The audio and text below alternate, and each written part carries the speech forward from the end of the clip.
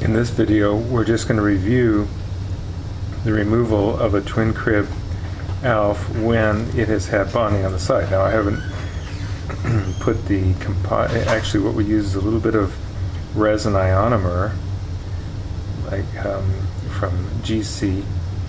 We use a little bit of resin ionomer on the buckles here. It works as anti-decay, and it's also doesn't bond so strongly that if you needed to, you couldn't get it off. So this is a the resin ionomer works out quite well.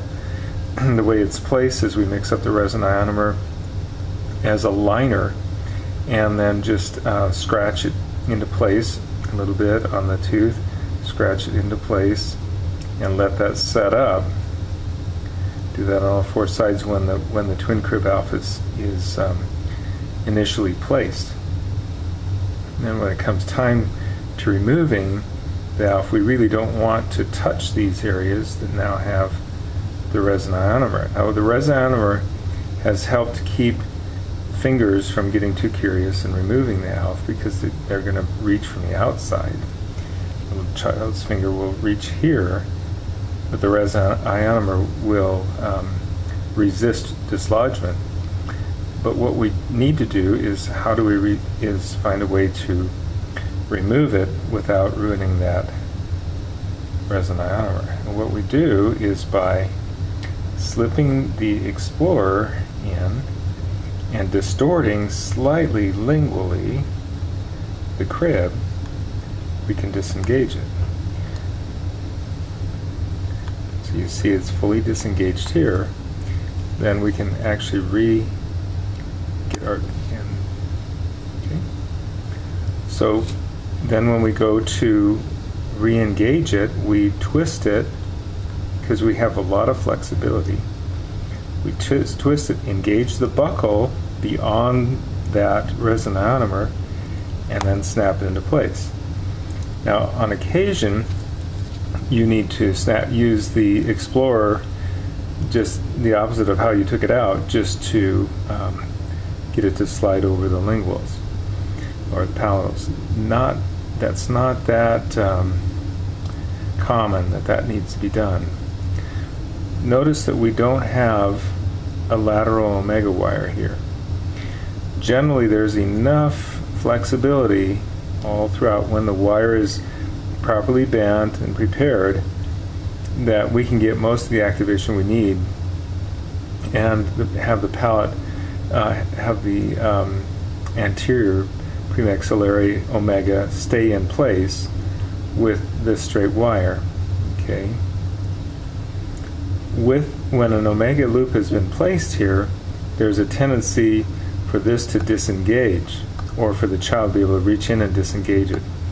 So we have found that on a twin crib ALF, you'll do better with a straight wire here. Okay. Between this corner, here, here, here, and here, you should be able to get most of the activation you want. Once you've arch developed, if you need to develop anteriorly, you can get a little bit more through these bends, and the combination of straightening here, because your cuspids won't need the activation anymore. You'll be working on your anteriors. You can always cut this and graft in another palatal wire if you need it.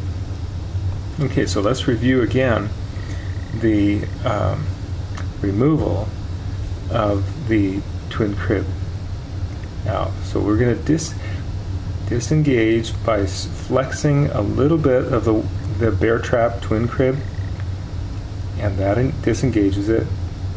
Then we can always slide underneath further and remove it the rest of the way. Okay. Then to re-engage it, we twist, engage the buckle, and then iron it out, pressing it down on the palatal. Okay. Magic appliance.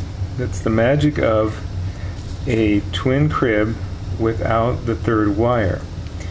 That's why we call it sort of a bear trap, We'll evaluate that again briefly.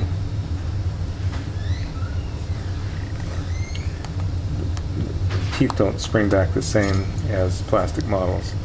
Okay, so we've disengaged this, and we're going to look at what we're trying to accomplish, and that is we're trying to stretch this part. This is the bear trap component right there. These can be pretty long and engage here proximally. Because this is all one piece, the teeth do not flare apart. And so this is a very stable cribbing. But when we go to remove it, we need to slightly stretch this apart to disengage it, and that's done by taking the Explorer and bracing it against the embrasure and squeezing that out, or stretching that out. Then when we go to replace it, we place, frequently it'll look just like this. Place it over the buccal, or beyond the resinomer ledges, and then engage it to the lingual.